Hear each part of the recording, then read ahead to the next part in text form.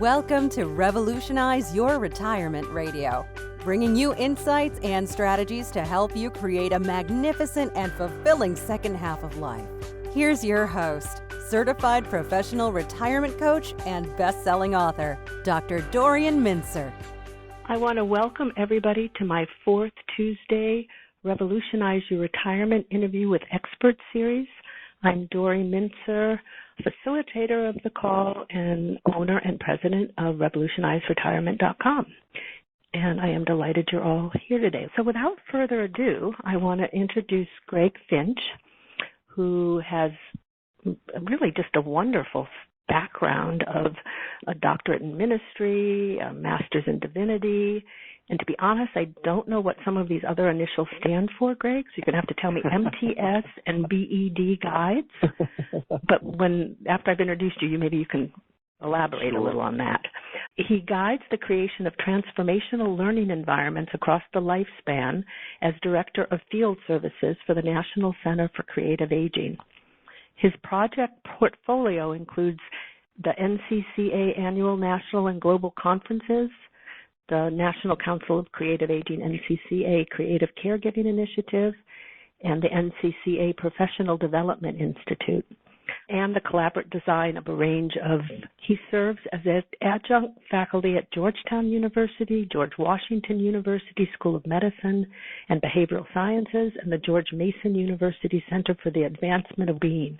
He holds a doctorate in medicine, spirituality, and aesthetics, alongside degrees with honors in divinity, arts management, and architecture from Wesley Theological Seminary, Princeton Theological Seminary, the American University, and Texas A&M University, and he served as an associate fellow with Dr. Christina Polhalski at the George Washington Institute for Spirituality and Health. Greg just has such a wonderful background, and so I'd like to start out with just asking you a little about how you got interested in this creative aging, and because you come from such an interesting interdisciplinary really background and spiritual background. So could we start with you just telling us a little about that, and then we'll go on about the National Center. Absolutely. And Dory and Donna and all of you who are listening, thank you for this opportunity to be here. I think the simplest way to say would be I was trained as an architect, and I was always interested in the ways that we shape space in which human activity takes place. And so the architectural act is one of holding open a space in which the things we do and love and care about take place. So as trained as an architect, I was intrigued by how arts and humanities intersect with our capacity for being fully human, fully aware and alive and vibrant. And that took me to explore at Princeton Seminary and engaged their Masters of Divinity to look at what it is that makes us tick as human beings. And as I began to work in the world, I saw that there was a way to engage the concepts of architecture, creating space to hold meaningful activity aligned with how we become agents in the world. And so I explored in the medical arena and studied how our bodies align with our spirits, align with the creative and sensory vocabularies that shape us as human beings. So I ended up arriving at this juncture in my life looking at how do we age well? How do we flourish as we age? And one of the questions, Dory, thank you for setting this up. You mentioned that we'd be inviting people. I'd like to invite everyone who's on the call to think about when I imagine aging, and then have a few words that fill in. When I imagine aging, and then what comes to your mind, a phrase, a word, an image, and you might want to jot those down or write them, type them in as Dory was describing, because we're going to explore that in a few moments. Dory, that's, in short, I was an architect intrigued by spiritual life and how it can help us flourish through creativity as we age across the lifespan. It's such a wonderful background, and I just love the concept, too, of the integration of the architecture, of the creating this sort of safe space to hold the creative activities. And it's just thinking about what it is that enables someone to share, to be creative, and you combine it in such a beautiful, beautiful way.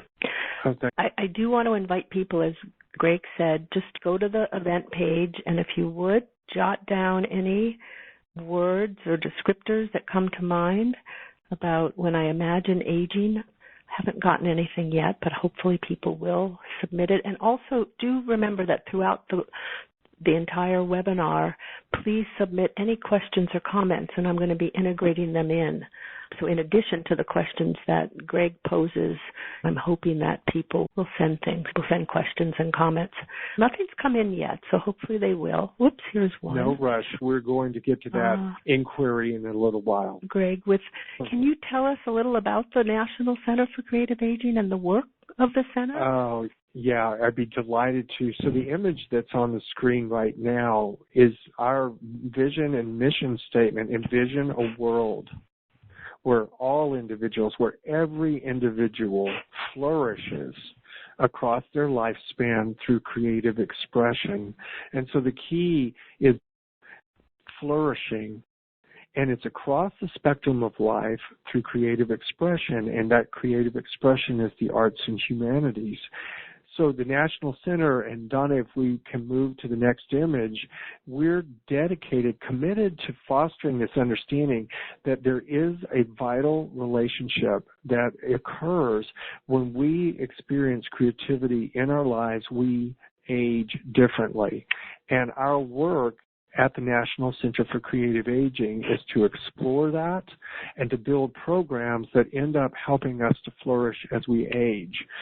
If we can move on to the next image after that, the National Center, we're designated by the National Endowment for the Arts, and we serve the spectrum of aging through building capacity, and this will begin to make sense as we start having our concrete conversations, and we can go ahead and advance one more image forward. Designated by the National Endowment for the Arts, and we build capacity, and that's programming around the United States. We also work with policy and public awareness to combat ageism and to really give a new portrait of what it looks like to age. We're going to be talking about that in a few moments. That's why we've asked you to, when I think about aging, I imagine to write to Dory and let her know some of that language. And I have some that I can tell you about. And then we're also doing the research. Yes, go ahead. No, go ahead. Keep going, and then I have at least one response so far, and I want to invite other people to send in. Sure, and so we were also about the research and development of new approaches that allow us to age well and in our own world, context and setting. And so the invitation for us right now is to consider, again, how we consider aging in this moment. That's great. David from Boston says, aging brings to mind transition, change, renewal, and adjustment. Wow, David, thank you for that robust response there. I think that you are hitting exactly on some of the themes. I was just at an event this week, and I said the phrase, I've fallen and I can't, and almost the entire room said, get up. And it was that sense that as a culture, we have this idea of decline and diminishment rather than one of flourishing and abundance. And David, you've really articulated this concept of moving forward that creativity does. It allows for transition, it allows for renewal and resilience. And I'm going to ask, I wonder when we think about aging if this image is what we think of. And for those of you who do not have the image in front of you, it is 5 individuals from a campaign that the National Center for Creative Aging worked on called Beautiful Minds. And it was to give us a portrait of what it looks like to age well and flourish. And as you see the images, for those who are there, you see a photographer, you see a dancer, you see a musician and a poet. They all are regular, everyday people, that this is not their vocation. It is their internal mechanism for creativity in life. And what we're discovering is that in our nation, we often look toward aging as decline, as diminishment, rather than this concept of being able to flourish through creativity. So as we think about it, we can move forward, and I invite the image to go forward, and we look at that what is occurring in our society over the decades with each 100 years since the Middle Ages. We have had an increase of decadal life, a 10-year increase per century, roughly, to the point that right now our average lifespan is in the 70s, 80s, and 90s. And my nephew just had baby boy Seth, who is now 8 weeks old. And Seth, the projections are that Seth will live into his hundreds. That will be the normal lifespan in this generation that is emerging. And so what we have done, the image that you're seeing on the screen right now describes longevity, creativity, and flourishing. And longevity is this idea that we are living longer. What used to happen, and has happened in our culture, is that I'm going to live longer and decline longer. And that is actually inaccurate. What has been happening is that we, in this age in which we live now, have actually had a 20 to 30 year insertion of quality life.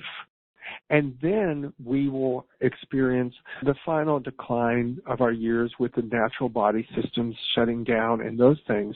But we do not have to despair to experience it as a decline. We have 20 to 30 years of new productivity in life. And to put that in context, in the Middle Ages, aging and passing would be in your 20s and 30s. That would be late life. Now, in generations before us, you retired in your 50s, 60s, and most likely would be experiencing decline in your early 70s. And now we're seeing people thriving all the way through their 90s. So we want to talk about how we live that inserted segment of our lives, and then what does it mean to flourish. So I'll just stop a moment for that to absorb. We're living longer, but the arc of that life is one where we have a 20 to 30 year insertion. And that's why this is so critical. And Dori, what you're doing with retirement is so amazing. This is a remarkable period, but we haven't learned yet as a society what to do with it. It's really absolutely true. And I do have Virginia from San Diego who says that aging to me is sharing wisdom, serving, learning and growing, loving family and friends, and singing, with an exclamation mark. That is outstanding, and I would put that the singing, I suspect, contributes to everything that goes before it. I can picture you over there, and you're smiling right now, and it's the perfect lead-in to this concept of flourishing. One of the goals today, when Dori, Donna, and I, as we worked together, was to provide a tool and resource that's just a simple, conceptual mechanism for you to think and from each of us to think about our lives, and it's the concept of flourishing. And the neuroscience scientist Gene Cohen that wrote the seminal work, The Creative Age, which turned on its ear the idea that we just get old and decline, Gene Cohen's research showed the neuroplasticity of the brain. And what actually is happening is when we are stimulated creatively, our brain stretches in new ways. So we may not remember the exact code to the garage door lock, but what we do have is this capacity, as you just pointed out from the West Coast, of a wisdom base, and our brains begin to think of creative ways of navigating the process. And Martin Seligman, who has written the book Flourish, really distills this idea of flourishing into 5 activities or actions or scenarios that, if they're all 5 taking place, we can consider that we're flourishing. And I'd love to explore those with you just by naming them for those who cannot see. Seligman and Cohen suggest that if a life is experiencing positive emotion, positive engagement, positive relationships, making of meaning, and mastery, then we're flourishing. Positive emotion, so we're experiencing delight or joy or laughter. Positive engagement, there's something meaningful, that not watching television, but we're engaged in something meaningful. Positive relationships, that we're sharing with one another, either together or as a teacher instructor. The making of meaning, our story making around what we do, and then an incremental mastery. And that's why the singing is so wonderful.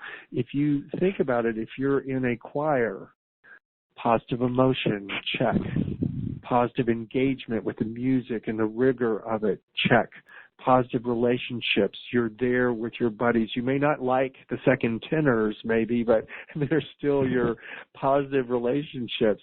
And then making of meaning, each time you gather, you remember all of the times that you've sung before, or you're working toward a project, or you're describing something through song beautifully. And then each time that you rehearse, you have a sense of mastery. And this concept of flourishing is embodied in art making and in the process of creativity when we mindfully approach creativity. And just maybe holding this concept up to the light. So my 8-week-old grandnephew, Seth, if he's experiencing positive emotion, engagement, relationships, he's starting to make meaning of his world, and he's starting to master activity, he's flourishing. And in myself, if I'm experiencing these through whatever engagement, and then those who are beyond in the spectrum of the lifespan, it is possible for us to flourish at every level. Now, when we consider these things, and what is really important about this, and we're going to get into the practical aspects of it, but I want to just lay a few of the evidence-based benefits of this. Whenever we're engaged in any creative activity, there is a cascade of neurological, biological, emotional, spiritual, social, and relational benefits that take place. And I'm not telling any of us anything that we don't already intuitively know. We're simply teasing it out for us to be more deliberate about it. The evidence studies show that the engagement of creativity and the arts and humanities, and particularly as we age, that there is an efficacy that impacts all of these arenas positively. The studies show that there's continuing improved health, there's higher qualities of care for those who are providing care, there's resilience on both the side of the person who is aging and the person who's providing care for them. There's an increased quality of life across the spectrum of aging. And these markers are everything from our cortisol goes down, and our life satisfaction goes up. Our relationship and quality of relationships goes up when we're singing in choirs, painting in community, telling our stories. and our depression levels go down. And then it has impact for all of us as we age by mitigating long-term depression, lowering anxiety, altering chronic conditions, and enhancing quality of life. And in our conversation today, for many of us who may be giving care for others, it's valuable for us as individuals, as both aging individuals and as caregivers. And for us socially, it reduces social and healthcare costs by enhancing professional resilience for our doctors and nurses and social workers and home health aid workers. When they experience creativity in their care practices, their lives are more resilient and strengthened, and the use and need for medication goes down. Fall risks go down. Need for antidepressants go down. Those are some of the benefits that take place and as we experience creativity in our lives. It's so important and helpful to think about that, and I think that concept of flourishing really does touch it. And I like how you're integrating for ourselves in just our own lives as we're aging, but also since there's so much more of the caregiving, whether it be for our children, our partners, our spouses, parents, and there's so much known about the burnout of caregivers, but also that people with different chronic situations can turn in and close up in themselves. And your talking reminded me about this incredible film that I saw that a number of things, and I can't remember the person who did it, but I love watching all of the films on creativity because I teach in a gerontology certificate program, and so I try to help my students think about aging in different ways. But there's this one in particular, I guess maybe the singing or the music reminded me, it's called Alive Inside. Yes, I know it well. Yes. It's such a phenomenal, for those of you listening, if you have an opportunity, you can Google it, and I think there's trailers of it, and it's something you can purchase. I know I had gotten it through Amazon. It's using the iPods for people in nursing homes, but not just any music. It's gleaning from either the caregivers or family or whomever what music was important to that person at earlier life stages, and then being able to reintroduce that music. And it's just so mind-boggling to see the coming alive of people. Yes.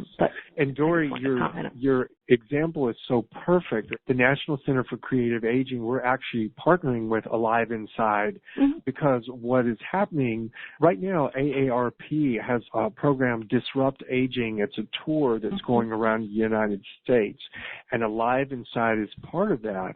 And they recognize the benefits, as you so aptly described. And the question was, how do we continue this for ourselves? And so for your listeners, it's all right, creativity, but what exactly does that mean, and what do we do with that? And so the National Center for Creative Caregiving, we worked, Dori, this was just perfect. This was not planned. The National Center for Creative Aging has created what is called the National Center for Creative Aging Creative Caregiving Initiative. And what is it? An evidence-based online resource that you can use to bring creative action and activity into your day-to-day living. You can bring it in. There it is on the screen now. And I invite you, either now or later, you can go online. You go to creativeaging.org. And then when you get there, you'll find a number of resources for you and for your use. For this particular conversation, if you look over to the right and you click on Creative Caregiving, it will take you right to the portal. And for those who are not on a computer, what you're seeing through any smartphone, tablet, or computer, you can go on to an online, web-based, free, and I emphasize free, resource that has live video modules that have master teaching artists showing you how to engage creative practices in your lives. And in particular, this one is designed for caregivers to provide resources for caregivers who in particular are at home and don't have resources at their disposal to work with their family members. And folks go, oh, that's too much, or I'm not an artist. I guarantee you, once you explore one of these modules, you will go, oh my word, I never knew. And I talk about the caregiving initiative. It's the caregiving guide that you go into, and people say, oh, I wish I had this when my mother or my father or my uncle. And so I encourage you to go explore it. And what it will do is provide you a number of resources that you can use to bring quality moments into your daily routine, wherever and whatever you're doing throughout your day. So, Dori, that's a perfect tie-in. That's great. And could you maybe give a few examples for people of... Absolutely. Yeah. Absolutely. I'll give you a very personal example. And my mom had Alzheimer's, and we went through the journey with her through 8 years. And as she progressed with the illness, she lost some of her capacities over time. And I was working on this project and learned from master teaching artists that my mom was still present. She just needed different vocabularies. And the way I've described it is, it's almost as my mom was entering into Alzheimer's. She had been moved to Russia, but didn't speak Russian. She no longer had her verbal capacities, but she still knew who she was and how she could communicate in other languages. I used a creative caregiving guide with her, and it's a simple 5-stage process. You breathe together, you move together, you call and respond, you have a moment of creativity together, and you savor the moment. And it can take 5 to 15 minutes, and it changes the character and quality of your day. So an example, we have one that I love. It's called Sing Like a Bird. And you use the video, and you start out by breathing together, and that starts a cascade of benefits that are bringing oxygen to your system, that are allowing you to be refreshed in the process. And then you do a simple song. Like with my mom, I might go, Mom, do you remember? Let's sing together. And I go, when the red robin comes bobbing along, or any other familiar song to my mom.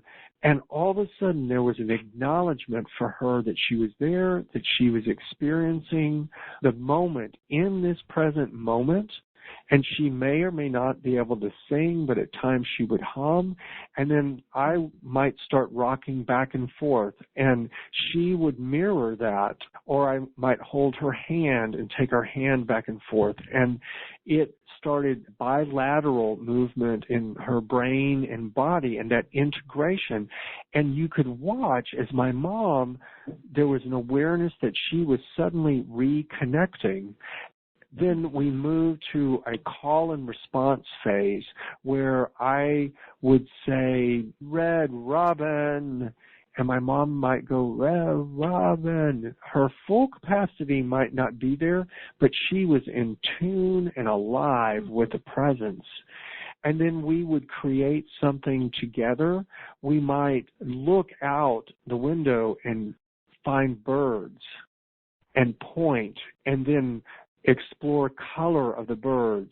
And it gave my mom a newfound way of connecting with the world. And then finally we would savor the moment together. Mom, this is remarkable. We haven't been able to have fun like this in a long, long while. So that is an example, Dori, on the far end of the spectrum.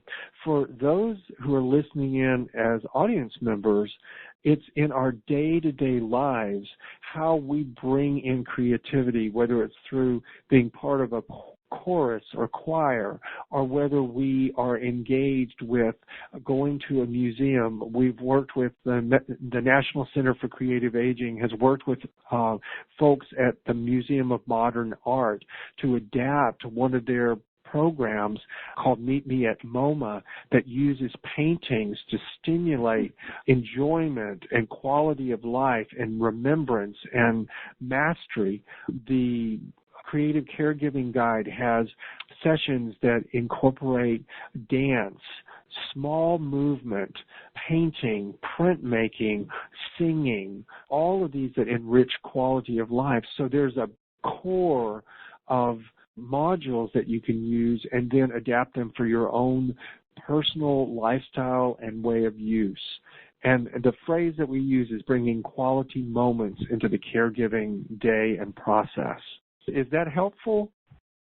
I think that's wonderful. I think it's such the beautiful examples of bringing quality moments in the caregiving, and just I think it's so helpful also to think, and maybe you can share a little too, of just this notion of creative aging as we approach retirement, as we approach any of the life transitions. Maybe you could speak a little more to that too, and then we can come back to the caregiving part. That's lovely, because I know that each of us, as we navigate our lives, if you think about flourishing, we can think about this transition as we either are in retirement or we approach retirement. So as we're approaching retirement, we can ask those questions of what is going to bring engagement in my life, positive emotion, positive relationships, what is going to bring meaning making and mastery to my life. And so as we're in the process of considering retiring, we can be involved in those things around us in daily living, whether it's a synagogue or a church, chorus or choir, whether it's participating in art making through our community centers or through working with our children or grandchildren on projects.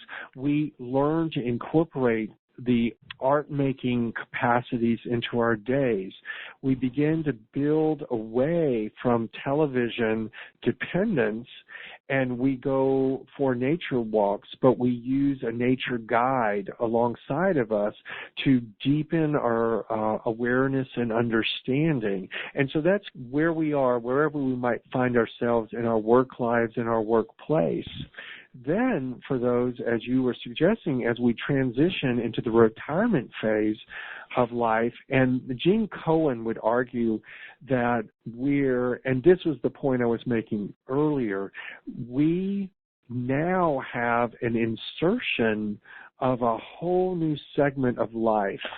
So whereas 50, 55, 60, 65 used to be the termination of life, we have another 20 to 30 years for creativity and productivity. And Gene Cohen's work and research was so profound, so it has a great word for retirement for us to say that this is your generative phase. You are no longer attached or bound to some of the things that have held you, like having to be at the office every single day or needing to raise the kids. They may be out on their own. And so the exploration becomes one of what will help me flourish in my life. What are the ideas and thoughts and experiences that I've always wanted to engage? And so to that end, there are just an explosion of resources out there. In New York City, there's Elders Share the Arts, which is a narrative and storytelling base. In New York City, there's Pregones Teatros, which is a Puerto Rican, Spanish, culturally based theater company that works with adults as they are aging in this new prime of life. We're working with state arts agencies across the country to work with art programming that is specifically designed for adults as they're entering into the retirement phase. And used to be, it would be the ballet wanting to reach out and get older audiences. No more. The ballet is reaching out and teaching ballet classes to older audiences who are in turn performing. So those are some examples. Dory, is that helpful where I'm headed? Absolutely. I think it's just some wonderful examples of, because what you're talking about of those extra years, many in the field looking at adult development have been talking about it being this extended middle age. It's not that we're living longer and it's older old age, but there's 55 to 75, 80 is extended middle age, and that's time for so much of this creativity. And there is, I just wanted to get back a little to the comment about when you were talking about AARP and disrupting aging. Bill Thomas, on affiliation with AARP, is doing this Disrupting Aging tour, and I know I unfortunately wasn't able to attend when he was near where I'm living because my son was coming home from college talking about the different developmental levels, but I think there's still some of these tours happening, so I would really encourage people on the call to check and see. Bill Thomas is the person who's written the Eden Alternative. Yes. Just thinking about aging in a different way, and that's what I think you're talking about, Craig, and maximizing our potential. And again, I want to invite people, comments, questions, you might have examples, just submit them if you're able to.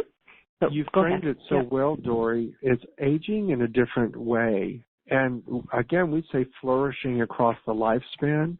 What is happening is we're a creative humanity, and so we're determining different ways to live.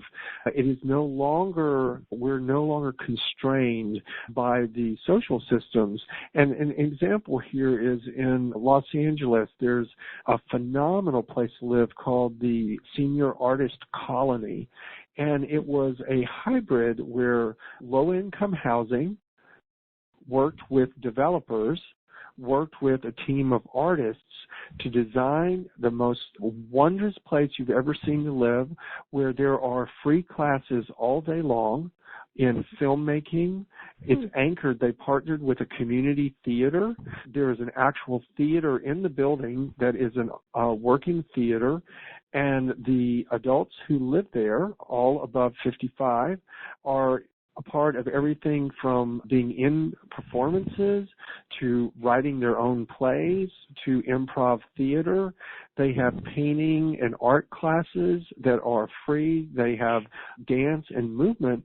And what's happening, people go, oh, you need to be an artist to go there. We're all artists. And so they're creating a different way of living. The age-friendly communities are looking at how we make our societal system available and accessible for us as we age. Lifelong learning, rather than just going and sitting in on a class, they are now tapping into these extra 20 to 30 years of wisdom and creating special projects with universities and pilot cases with mentoring and things. And when these things happen, I go back and remind us that there's a cascade of benefits that are physical, neurological, sociological, that benefit society as a whole. So you're so right, Dory, that it is about a way of aging that is different.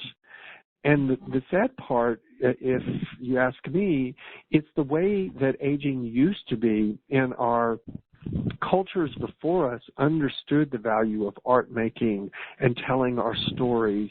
And so we have some remarkable new generative organizations and people who are helping teach us how to reinsert that into our own lives.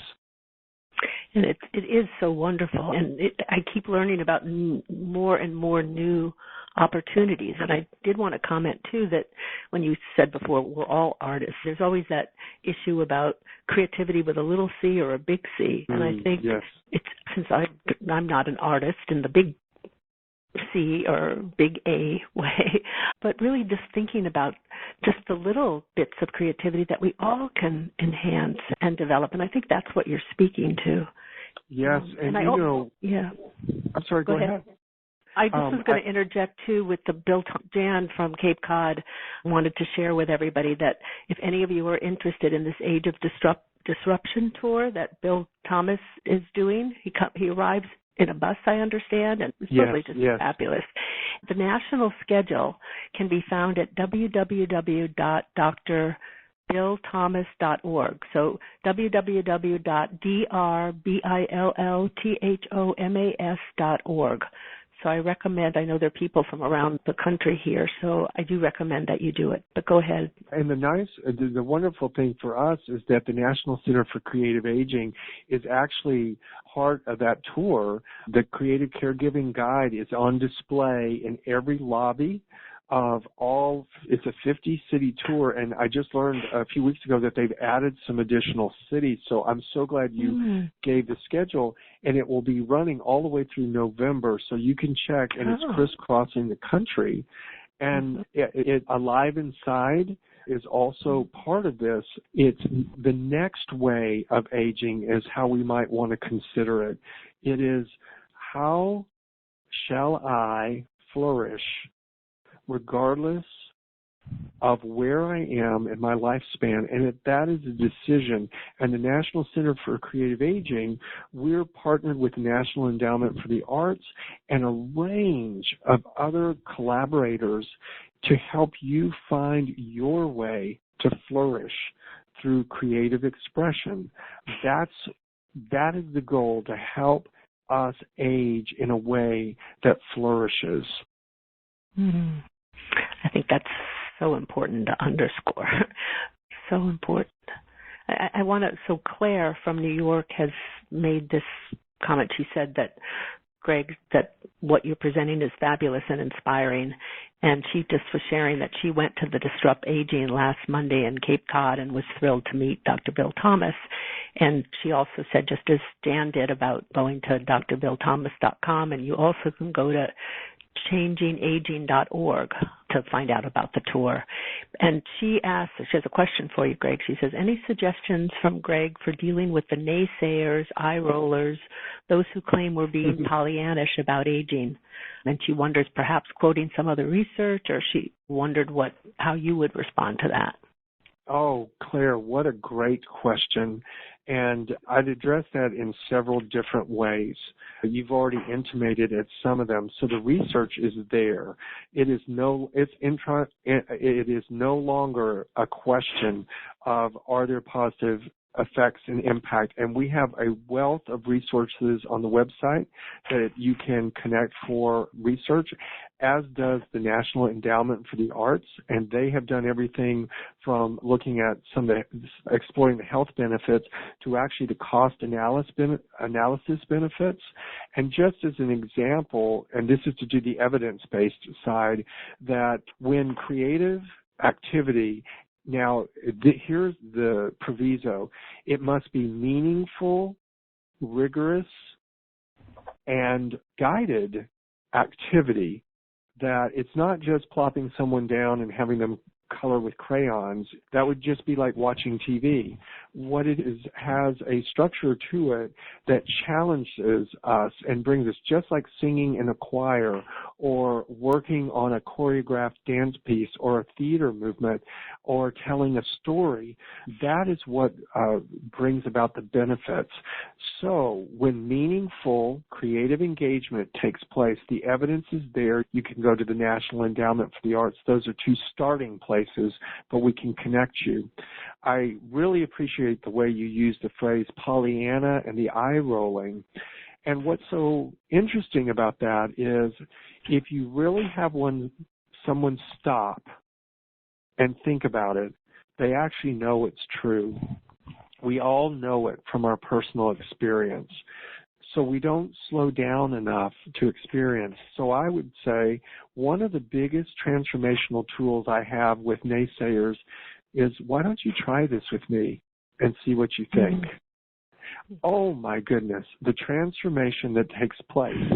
And that's why we're encouraging you to go to the website and look at these resources, because we've done it in a 5-stage process that just makes it very easy for you to communicate a informed art-making event.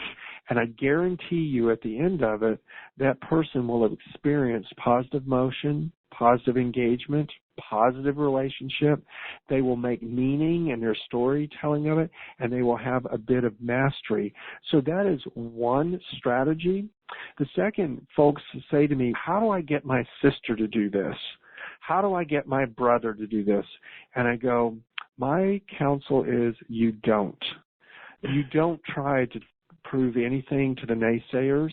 You simply live your life the most robust way that you can.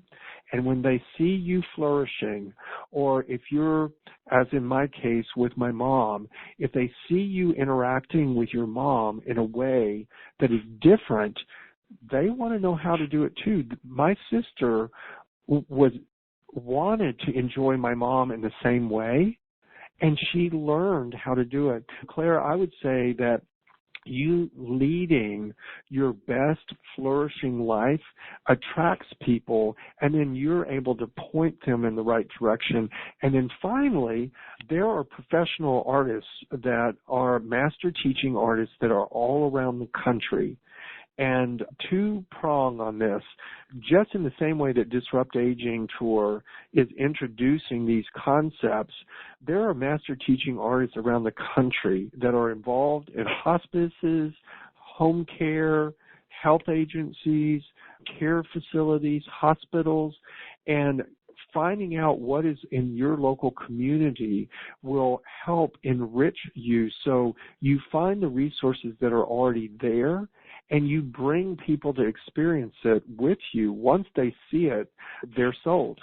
I've just never seen anyone that didn't. And then the final thing that I'll just offer is that the National Center for Creative Aging is working with state arts councils and arts agencies across the country who are now equipping and retooling artists, gallery spaces, studios, workshops to work with populations as they age and to enhance the quality of life. It's almost there is a wave of resources that are just unfolding, and so you're at the perfect time to ride the wave. Claire, I hope that helps get at your question. I wish we were sitting in a room and could just talk to each other with Dory.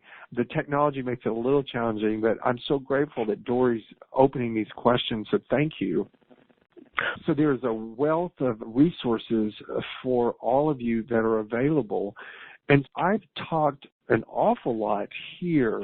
What I'm really, if nothing else, is this concept that each of us can flourish where we are, that Dory and the team there are ready to point you in the right directions and connect you with folks that can enrich life now, in retirement and beyond retirement, is to say that we have this possibility of flourishing. So, Dory, was that helpful in approaching the resources that are available? Absolutely. And let me just add, because Claire did respond to me, and I did want to share her film if people want to check it out. It's called Light Years Film, LIGHTYEARS film.com. But back to you again now.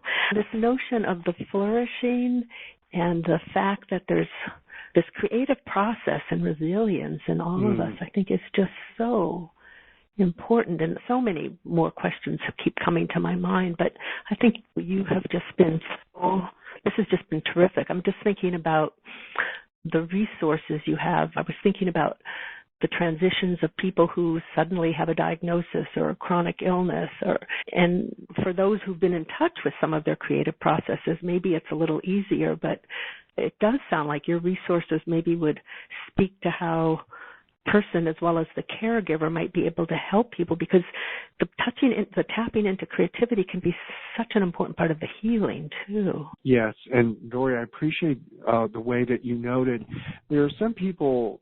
So folks say, oh, I'm not an artist, or I don't like creativity, when we were designing the Creative Caregiving Guide, a woman there said, oh, my husband would never use this because it's too girly, is how she put it. And we said, then we need to do a manly man version, and creativity could use football fight songs and sketching out the choreography of football, and we have to break down this barrier of understanding ourselves as non-creative beings.